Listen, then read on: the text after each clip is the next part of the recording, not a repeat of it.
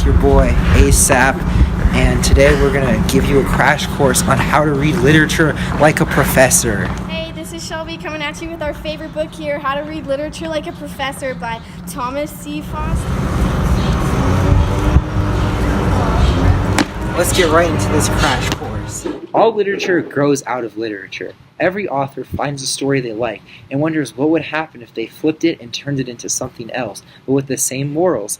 This process is known as literary borrowing. But you also have to stop and think, will people ever read these books or even know what they are generations from now? That is why authors often copy ideas from fairy tale stories like Snow White, Sleeping Beauty, and Cinderella. The great thing about changing up a story is you get to envision it and show it in a whole new light, adding things and taking things away. This is what authors do. They read a story and think of a new way to portray it because when you're looking for a book, you don't want the same thing you've read before, but something similar at least. So when you find a story like this, you start reading it and trying to guess where you've heard that from before. It gets you thinking about past books you've read, and you keep reading it to see the differences and similarities between the two. This is how they get your attention. They pull on your thoughts and the memories you have of previous books you've read, so you pick up new ones and start reading. They also do this so when you think of one author, their own name pops up too. This is how they keep themselves relevant and remembered. One example of this is all the different adaptations of the Cinderella story we can find now. They all have the same morals, but different characters and a different portrayal of it. Whenever you see these, always ask why. Why would they change it? How is it different? Where have I seen this before? How is it similar and how is it different? When you find a book that has strangeness and familiarity to it, it flows like a harmony in your brain. It makes you enjoy it even more because you already have something to compare it to.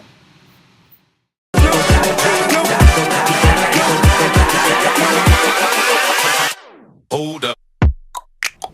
Man, you should go in here. This place looks cool. Wow, this looks so awesome. What is that? Oh my gosh! I'm gonna eat you!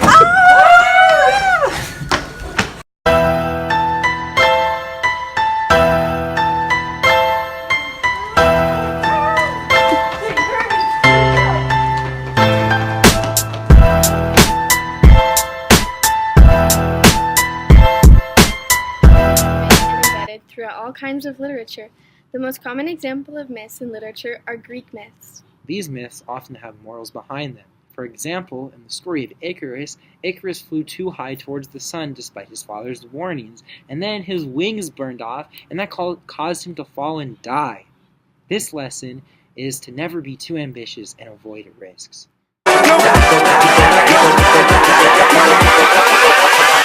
Hold up.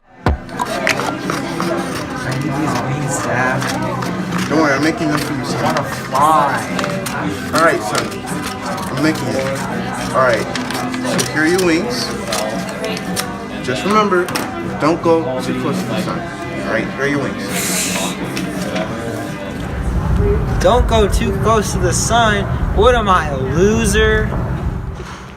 Wow, this is so much fun. My wings, they're melting.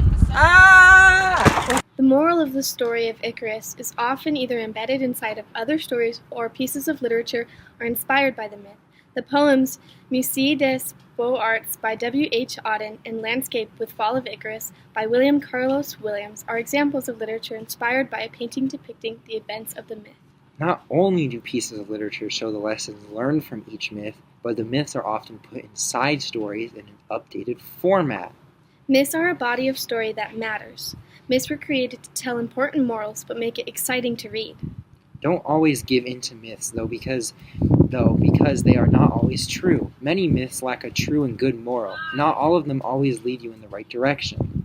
Myths relate to Greek and Roman myth. Many people think of Greek and Roman myths because that is the origin of many myths we have today. Myths and literature make literature richer, deeper, and more meaningful. Myths explore creativity and draw imagination into all of their thoughts and words. Hold up.